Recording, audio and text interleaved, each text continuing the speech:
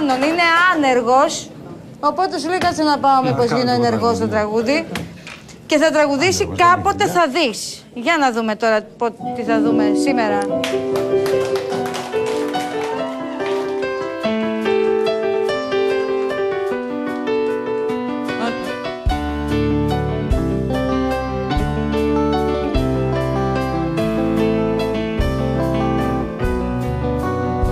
Άλλαξα τα πράγματα κι οι εποχές, τίποτα δεν είναι, μου λες όπως θες.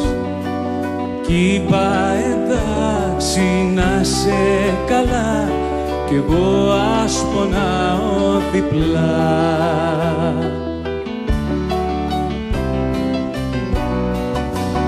Κάποτε θα δεις πονάει η αγάπη, στο πρώτο σου χάδι θα με θυμηθείς. Κάποτε θα δεις τι ήμουν για σένα, με μάτια κλαμμένα θα με θυμηθείς. Κάποτε θα δεις πονάει η αγάπη, στο πρώτο σου δάκρυ θα με θυμηθείς. Κάποτε θα δεις τι ήμουν για σένα, με μάτια κλαμμένα θα έρθεις να με βρεις.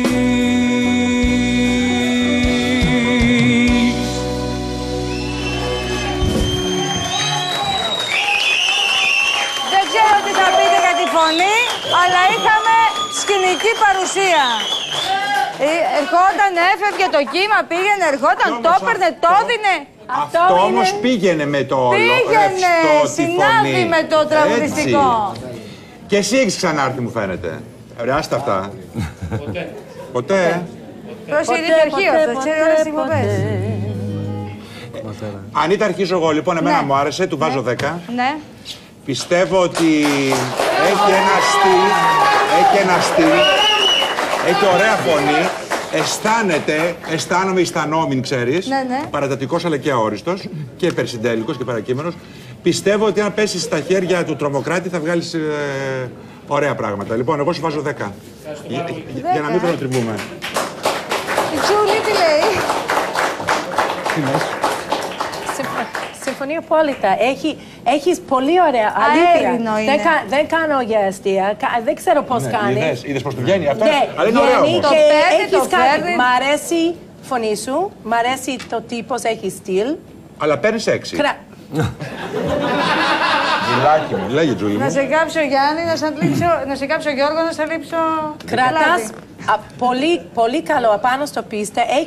Έχεις κάτι. Η φωνή σου είναι πάρα πολύ ωραία. Όταν έκλεισε το μάτια μου, είπε είναι σαν professional. Τραγούδισε καθόλου?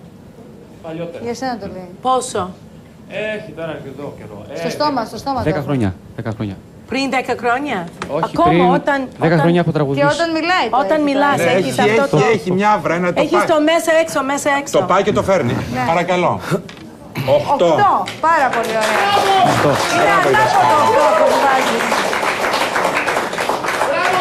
Είναι το ανάποδο 8 αυτό που έβαλες. Ναι, αλήθεια.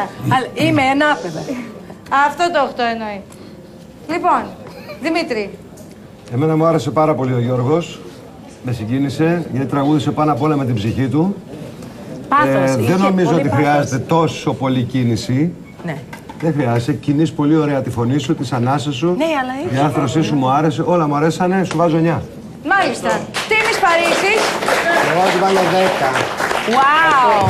Σώτης Βολάνης. Και εγώ συμφωνώ με τον Δημήτρη.